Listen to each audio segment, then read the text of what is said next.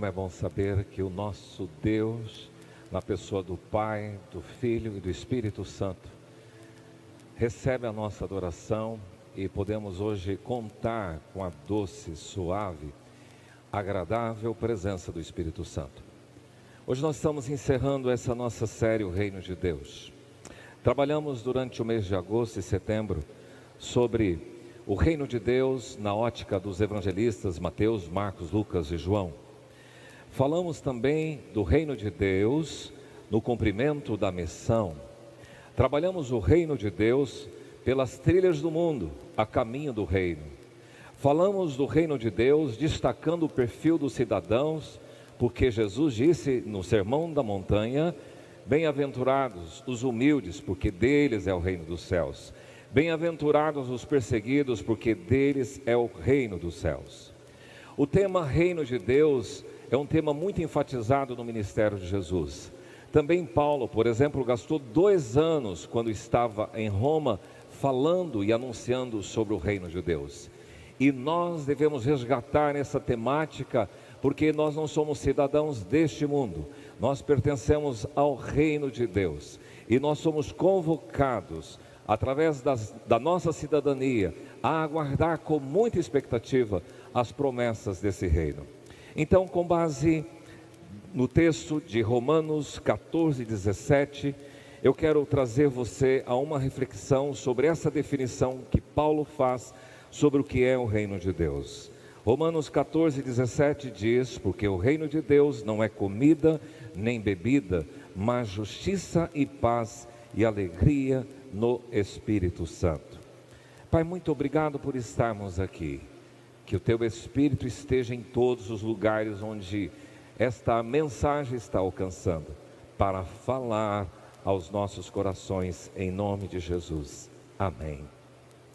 Veja, quando Paulo escreveu à igreja de Roma, era inverno entre 57 e 58 depois de Cristo. Paulo estava na cidade de Corinto, possivelmente na casa de um amigo seu chamado Gaio.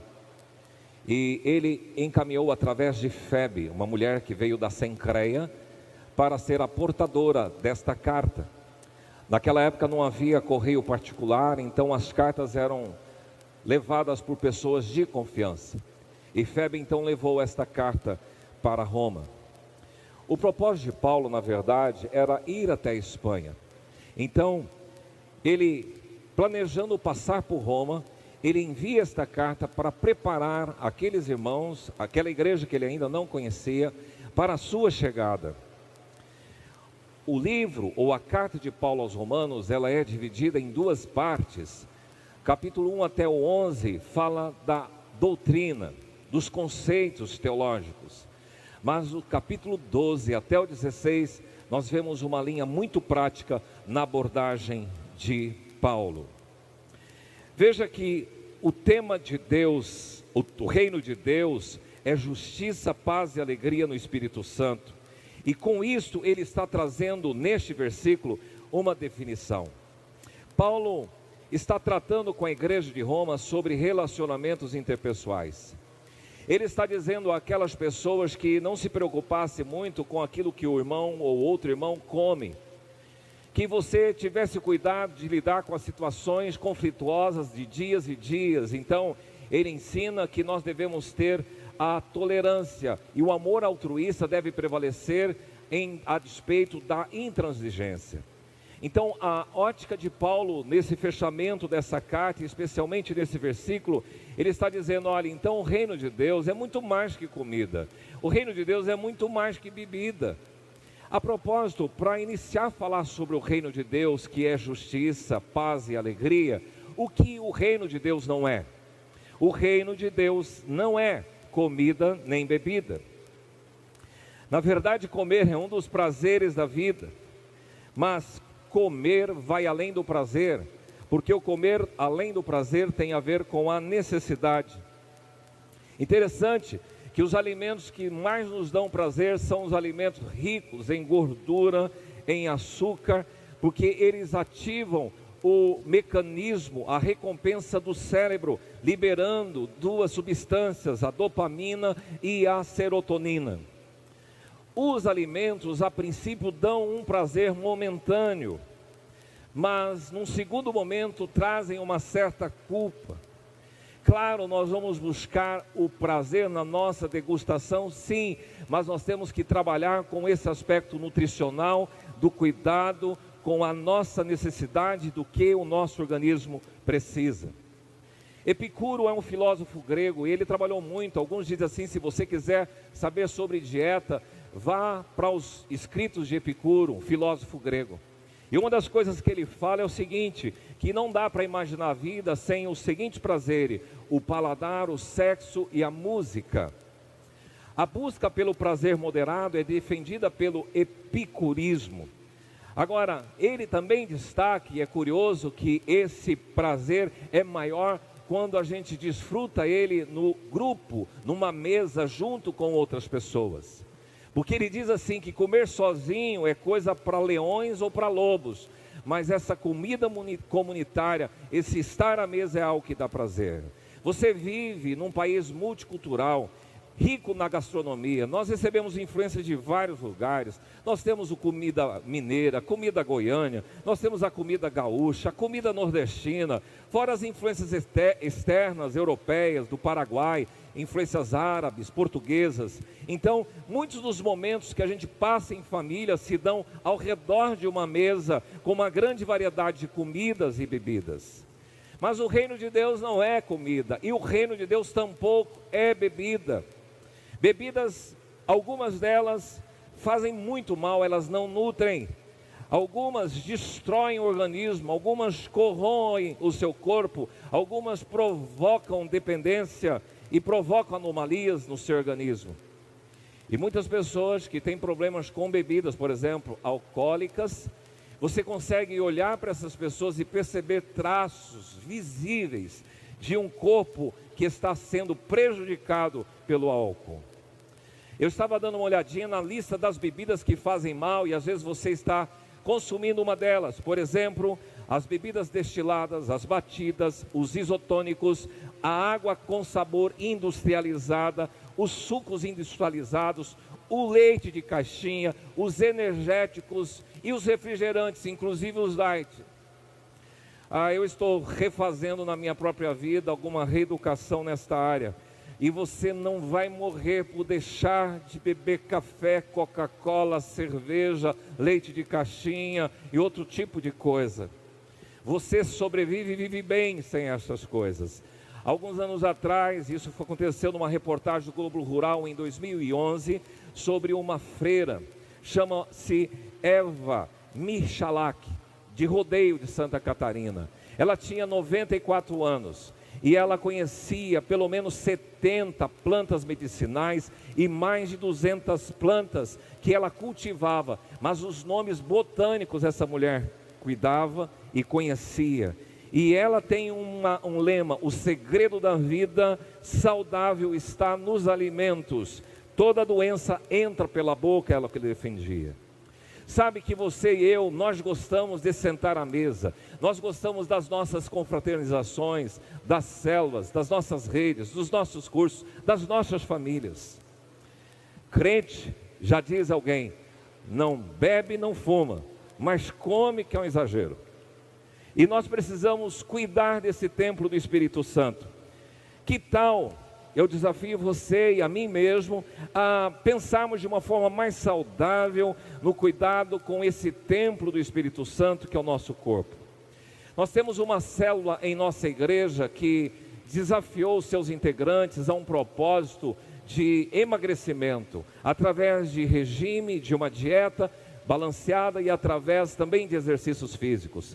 5 aderiram a este desafio. Sabe quantos quilos eles perderam? 70. Isso equivale a dizer a 14 quilos por pessoa. Porque perceberam, discerniram, entenderam que tem que cuidar mais desse corpo. Nós não vamos tratar da teologia bíblica sobre comer e beber, mas eu queria já dizer este alerta para falar e ratificar e confirmar o que Paulo diz: o reino de Deus não é comida, o reino de Deus também não é bebida. Mas, então o que é o reino de Deus? O reino de Deus é justiça e paz e alegria no Espírito Santo.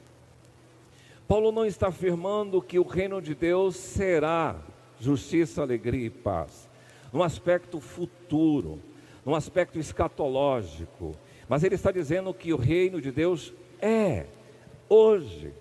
O reino de Deus não é algo distante, estratosférico, longe, orbital, mas o reino de Deus é algo presente, in loco e dentro da nossa vida humana. O reino de Deus deve ser vivido, deve ser experimentado hoje, no dia a dia, no aqui e agora, por aqueles que são súditos deste reino. Então eu quero tratar sobre esse reino que é justiça, esse reino que é a paz, esse reino que é a alegria. Pensemos comigo sobre o reino de Deus é justiça. Sabe que vivemos num mundo muito carente de justiça. Na verdade, nós vivemos um mundo repleto, cheio de injustiça. Há muita desonestidade, há muita imoralidade, há muita iniquidade no nosso mundo, há muita parcialidade, arbitrariedade, há muita corrupção no nosso mundo, ilegalidade, ilicitude, crimes, favorecimento, maldade, violência, crueldade, desigualdade, discriminação, maus tratos, tendenciosidade. Todas essas coisas classificam o nosso mundo como imerso em práticas injustas. E as injustiças acontecem em todas as esferas da vida. Você vai encontrar injustiça e desonestidade num campo de futebol, nos esportes, nas práticas negociais, nos bastidores políticos, também no comércio, na indústria, nas opções pessoais. Há muita injustiça, inclusive a injustiça dentro da própria igreja. A Bíblia diz que o verdadeiro amor que Deus dá não se alegra com a injustiça, mas que se regozija com a verdade. A Bíblia diz que toda injustiça é pecado. Agora, há uma atitude que aqueles que estão imersos na prática da injustiça podem tomar. É o que João 1,9, a primeira carta diz: se você confessar o seu pecado, se você confessar com a sua boca, o Senhor vai ser fiel e justo para te perdoar dos pecados e também te purificar de toda a injustiça. Agora, a justiça no conceito bíblico.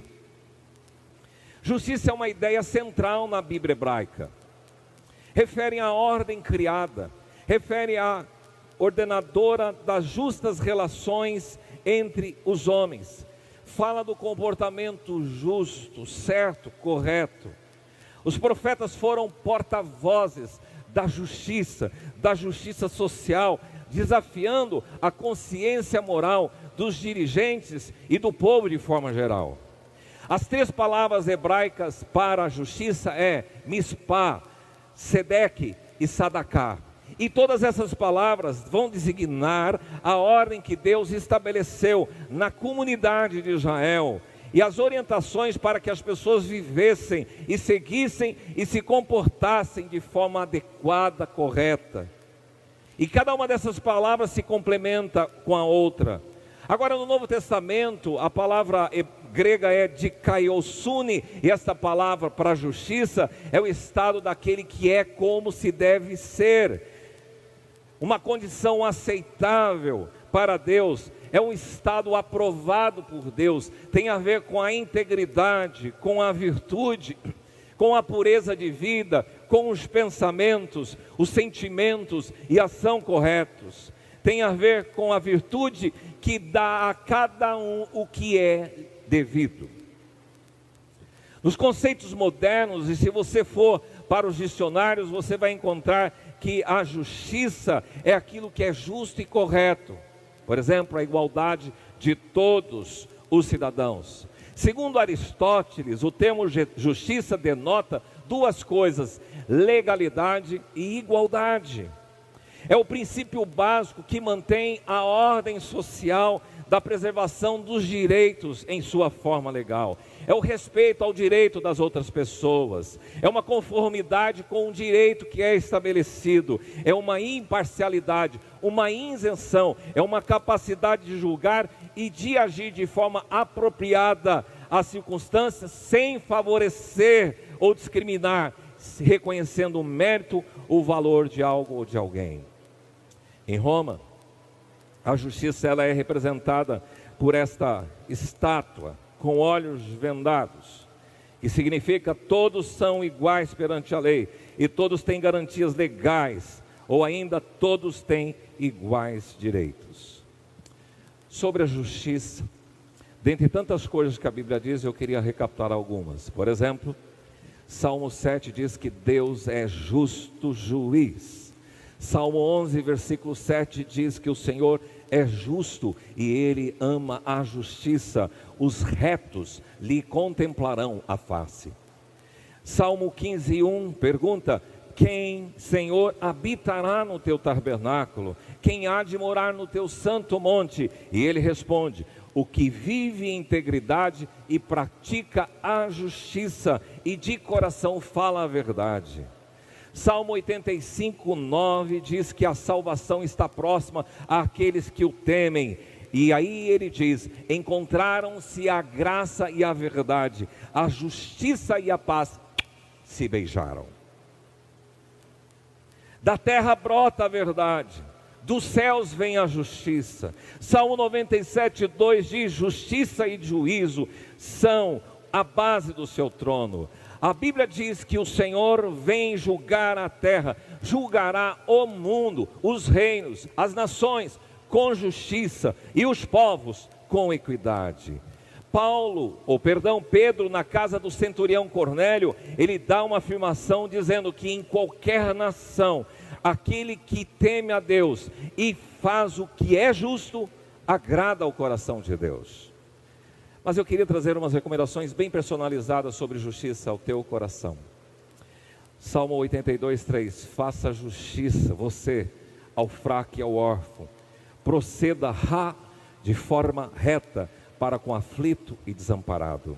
A Bíblia diz em Mateus 6,33, através de Jesus: busque o reino de Deus e toda a sua justiça. Também Jesus diz assim, que se a sua justiça não exceder aos escribas e fariseus, você não vai entrar no reino dos céus. Paulo, escrevendo à igreja de Filipos, capítulo 4, versículo 8, ele diz: tudo que é verdadeiro, tudo que é respeitável, tudo que é justo, seja isso que ocupe o vosso pensamento. Pedro descreveu que Noé foi um pregador, numa outra tradução diz pregoeiro da justiça. Todos esses conceitos da justiça são para serem vividos hoje, eu e você, a igreja e o povo de Deus, como embaixador do reino neste mundo. Mas em segundo lugar, o reino de Deus é paz. Vivemos nesse mundo também carente de paz, em várias esferas. Quantos casamentos estão precisando de paz? Relação entre pais e filhos precisando de paz. Relação entre os filhos brigando, precisam de paz. O seu ambiente de trabalho, chefe e funcionário, entre os funcionários, competição, precisa de paz. No trânsito, precisamos de paz. Na sociedade, precisamos de paz. Entre os países, nós carecemos de paz. Tudo aquilo que atrapalha a harmonia traz a falta de paz. Os conflitos, as guerras, desavenças, discórdias, o desacordo, a incompreensão, o desentendimento, a opressão, maldades, agressão, brutalidade, atrapalham a paz. Tudo aquilo que atrapalha a serenidade traz falta de paz. A tristeza, a aflição, a angústia, a agonia, a inquietação, a intranquilidade, a preocupação, a perturbação, o medo, o pânico e a crise atrapalha a paz. Tudo aquilo que atrapalha o sossego traz a falta de paz. A agitação, o alvoroço, a confusão, o barulho, a algazarra, o alarido, a gritaria, o ruído, a conturbação, a movimentação atrapalham a paz. Tem pessoas hoje envolvidas em rivalidades, brigas e contendas. E na linguagem popular são as tretas, os borogodós. Na linguagem popular são os rebus da vida, as encrencas da vida. Mas a gente tem um conceito de paz muito bonito nas Escrituras. O conceito do shalom, que é a palavra hebraica. Shalom, que quer dizer saúde, que quer dizer bem-estar, segurança, prosperidade, desassossego, ou sossego, tranquilidade, contentamento, amizade com Deus e com as pessoas. O Deus da Bíblia, ele é conhecido como Jeová Shalom, o Deus da paz. No conceito do Novo Testamento, nós temos também esse estado de tranquilidade, ausência de devastação, de destruição, de guerra, de paz entre os indivíduos e nas relações interpessoais, a harmonia, a concórdia, a segurança, a seguridade, a prosperidade, tudo relacionado com a paz. E no conceito histórico, na sua etimologia, paz vem do latim pax. A pax romana, por exemplo, era através do império trazer paz nas nações. Mas a pax é o estado de calma, tranquilidade, de ausência de perturbações, de problemas de violência. E dentre tantas coisas, eu queria destacar algumas da que a Bíblia diz sobre paz. Por exemplo, Salmo 29:11 diz assim, que o Senhor abençoa com paz o seu povo. Salmo 37:11 diz, os mansos herdarão a terra e se deleitarão na abundância de paz, de shalom. Isaías 26:3 diz assim, tu conservarás em perfeita paz aquele cujo propósito é firme, porque ele confia em ti, o shalom de Deus sobre a sua vida. Jesus é declarado pelo profeta Isaías como o príncipe da paz, e o próprio Jesus falando às pessoas diz, deixo-vos a paz, o shalom, e minha paz vos dou, não vou lá dou como o mundo a dá. Não se atemorize, não turbe o vosso coração, credes no Pai, crede em mim. Sobre a paz, Paulo escreve que tribulação e angústia vem para aquele homem que faz mal, Romanos 2:9, mas honra e paz a todo aquele que pratica o bem. Algum tempo atrás, eu estava passando na frente de uma empresa, de amigos, de pessoas conhecidas, e vi o patrão brigando com o funcionário. A briga estava muito feia, estava perigosa. E eu sempre tive contato com eles, passando sempre por perto, entrei naquele ambiente e tentei acalmar. Mas eles estavam muito revoltados, tanto um como o outro, e o funcionário dizia, eu não quero mais trabalhar. E eles sempre foram acordados nas combinações. Eles acalmaram, falei, vai descansar, oramos, ministramos ao coração deles. Hoje, todas as vezes que eu passo na frente dessa empresa, eu encontro esses dois homens sérios, em paz. Deus usou a minha vida como usa a sua vida para você ser embaixador do shalom de Deus, da paz do Senhor. E a recomendação bíblica é, procura você a paz e empenha-te por alcançá-la. Diz as Escrituras em Isaías 48:18, se você tivesse ouvido os meus mandamentos, se você tivesse obedecido a minha palavra, a sua vida seria como uma paz de um rio. Jeremias 29:7, o profeta diz, procurai a paz da cidade, ore pela paz da cidade, porque na paz da cidade você vai ter paz. Jesus ensinou aos seus discípulos, aqueles 70 que foram de 2 em 2, chegar numa casa e dizer, paz seja sobre esta casa. E se a pessoa aceitasse, a paz repousaria. Se não aceitasse, ele batia os pés e caminhava para a próxima casa. Seguimos como cristãos as coisas da paz. No que depender de vós, tende paz com todos. Paulo cumprimentava as pessoas com graça, misericórdia e paz. Segui a paz com todos. Busque a paz, empenhe por alcançá-la.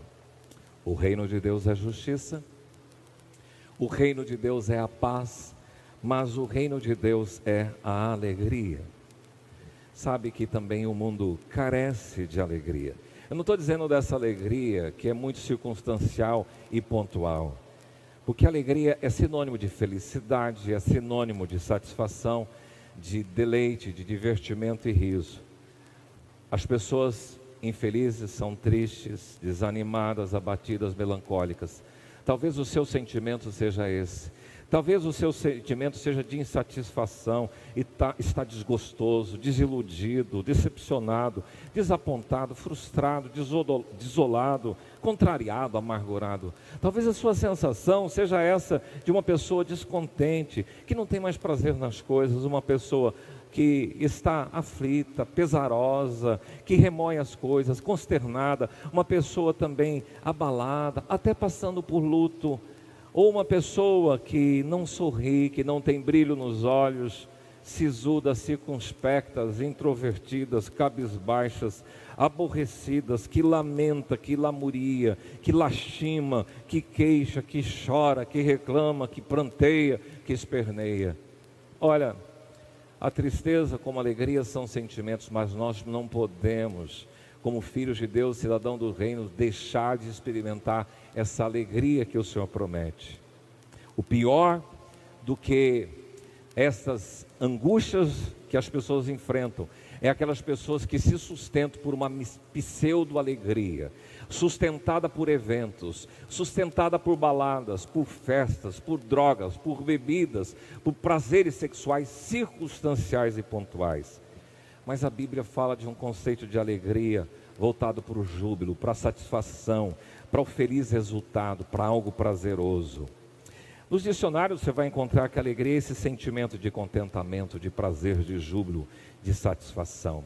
Mas eu queria deixar para você algumas coisas que a Bíblia diz sobre alegria.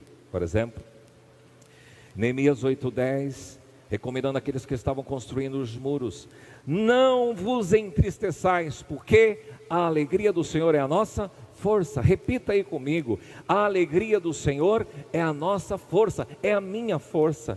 A palavra de Deus nas Escrituras Sagradas, Salmo 16:11, diz que na presença do Senhor há plenitude de alegria. Salmo 126 diz: com efeito, grandes coisas fez o Senhor por nós, por isso estamos alegres. Provérbios 15:13 diz que o coração alegre aformoseia o rosto. O coração alegre é bom remédio, mas o espírito abatido faz secar os ossos. O texto bíblico do profeta Sofonias 3:17 diz: o Senhor está no meio de ti e te deleitará em ti com alegria. O anjo apareceu dizendo: eis que trago nova de grande alegria. O evangelho traz alegria. E as recomendações bem personalizadas são: alegrai-vos no Senhor, alegre-se no Senhor, regozije-se justos no Senhor. Salmo 100, versículo 2, servi ao Senhor com alegria. Salmo 105:3, alegre-se o coração daqueles que buscam o Senhor. Romanos 12:15 diz: alegrai-vos com os que se alegram. Coríntios 6:10, na segunda carta, os ministros de Deus, Paulo diz o seguinte: que podem ficar entristecidos, mas devem estar sempre alegres. Paulo escreve também: porque Deus ama quem dá, quem doa, quem é generoso, quem faz isso com alegria. Tende por motivo a uma orientação bíblica por toda alegria, ou de toda alegria, o passar por tribulação, por lutas, por desafios e chateações. Fique alegre por isso. São recomendações bíblicas. Está alguém entre vós alegre? Cante louvores. Somos convidados a nos regozijar, nos alegrar com as coisas simples e singelas da vida. Há uma canção antiga que dizia assim: não pode ser triste o coração que ama a Cristo, não pode ser triste o coração que ama a Deus. Por isso eu canto, glória e aleluia. Não pode ser triste o coração que ama a Deus. Algumas curiosidades sobre a alegria e sobre os benefícios do riso, do sorriso. Por exemplo, quando você sorri, a tensão muscular é reduzida e há uma sensação de relaxamento.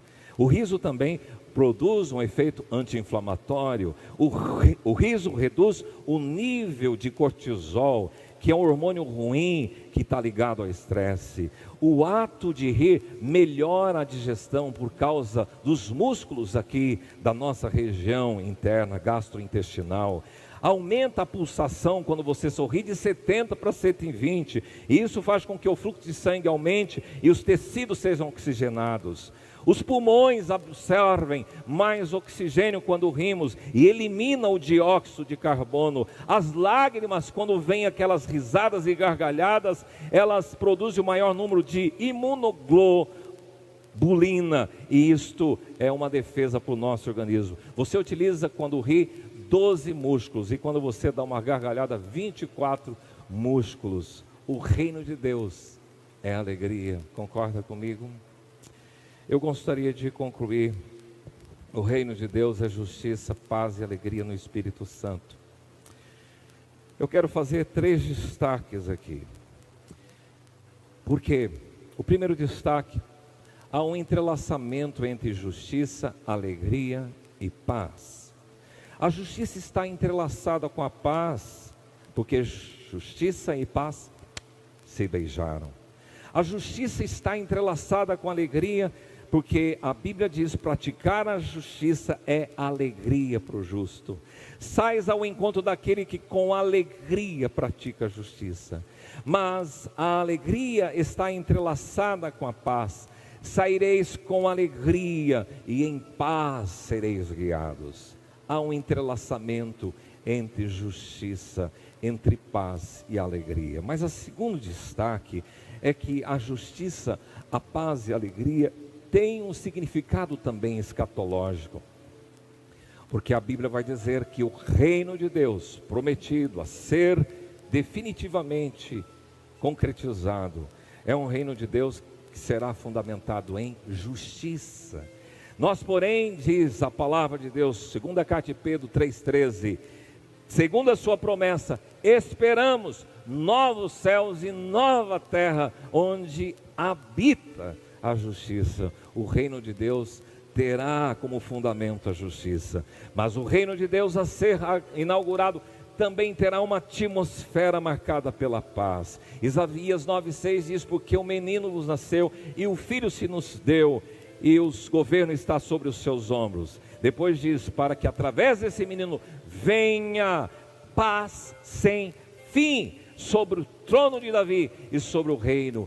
A alegria e a paz vinculadas, marcado também, como Isaías proclama: e assim voltarão os resgatados do Senhor e virão a Sião cantando, completa alegria. O reino de Deus é marcado. Há um entrelaçamento entre reino, paz e justiça. Há um aspecto escatológico entre reino, paz e justiça. Mas eu queria dizer também que há um vínculo do reino, da paz e da justiça com o Espírito Santo. O texto bíblico diz que o reino de Deus não é comida nem bebida, mas justiça, a paz e a alegria no Espírito. O derramamento do Espírito Santo lá do alto fez com que o deserto se transformasse em pomar. E profetiza Isaías no capítulo 32, versículo 16: o juiz habitará no sopro do Espírito Santo no deserto, e a justiça morará no pomar. Quando ele vier, disse Jesus, acerca do Espírito Santo, ele convencerá o mundo da justiça. O Espírito Santo vincula a gente com a justiça. O Espírito Santo traz junto com a justiça a paz a reboque. O efeito da justiça, diz o texto de Isaías, será a paz. O fruto da justiça, repouso e segurança para sempre. Paulo orienta a igreja de Efésios: rogo que vocês andem de modo digno, esforçando diligentemente para preservar a unidade do Espírito no vínculo da paz. E através dessa unção do Espírito, você é ungido com óleo de alegria. É isso que o profeta Isaías 61 diz: o Espírito do Senhor Deus está sobre mim, porque o Senhor me ungiu com óleo de alegria. No Espírito, os discípulos de Jesus, Atos 13:52, transbordavam de alegria no Espírito Santo. Quero convidar você a experimentar do fruto do Espírito, alegria, paz, da presença do Espírito que sopra a justiça. O que você vai fazer ouvindo esta palavra. Ficar aí aguardando, quando o reino chegar, isso de fato vai acontecer, pastor, e aí eu vou ver a justiça, a verdade, ou justiça, a paz e a alegria ocorrerem definitivamente. Mas eu quero desafiar você no Espírito, a ter uma vida que experimente hoje essa vida de justiça, de paz e de alegria. Que você seja como um pregoeiro, um proclamador da justiça, como foi Noé nesse mundo injusto. Que você seja um embaixador da paz nos conflitos da vida. Que você possa viver e compartilhar a verdadeira alegria que as festas, os carnavais não trazem, mas só Jesus pode dar. Vamos pedir isso? Espírito, vem e sopra sobre mim a tua justiça, a tua paz e a tua alegria.